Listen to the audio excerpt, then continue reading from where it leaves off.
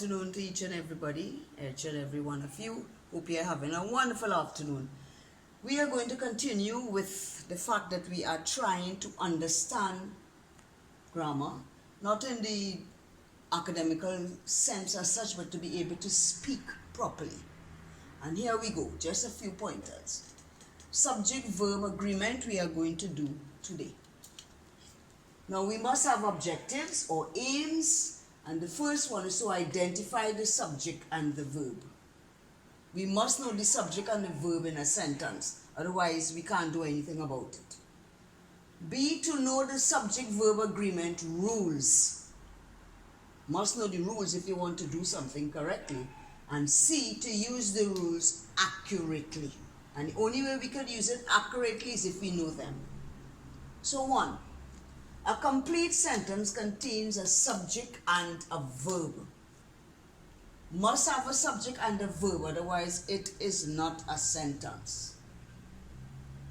And as you would know, a complete sentence must also make complete sense. The subject will tell you who or what the sentence is about. The dog is barking. The dog there. What is the sentence about? A dog. So the dog is the subject. A verb, as you know, is an action word or a doing or telling word. The dog is barking.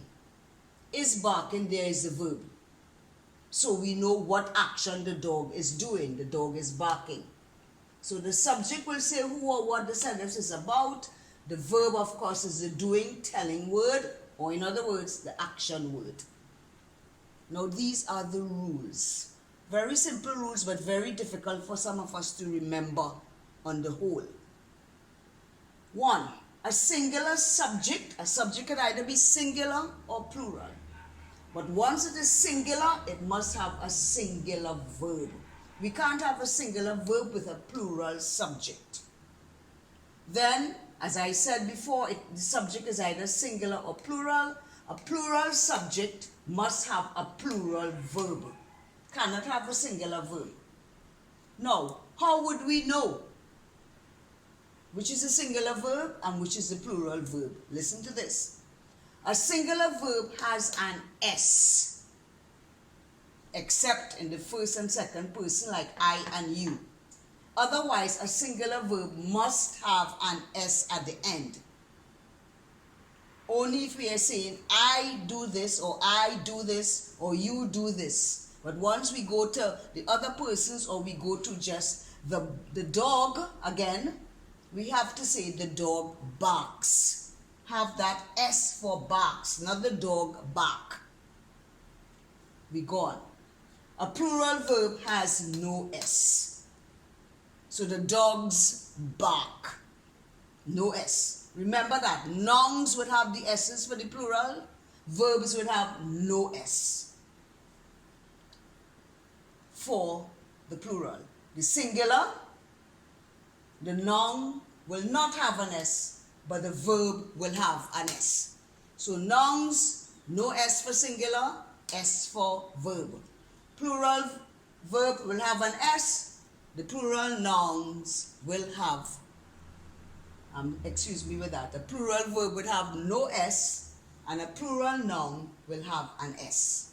Like boys play. If we are saying one boy plays. We go on to the examples. The boy rides carefully. I have circled the subject here, which is the boy. The verb is rides. Rides because it's one boy, the boy, not many boys. So the boy here is singular. I'll write S here. So the verb must be singular with the S. So this is the singular verb.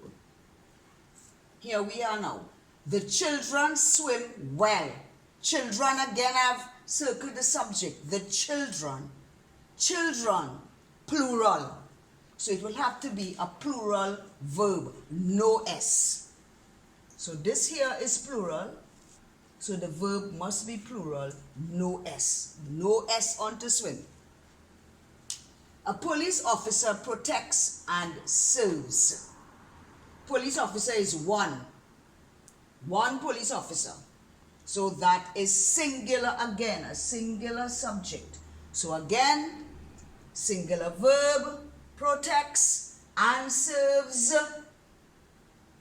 Right? Serves, two singular verbs with the S, protects and serves.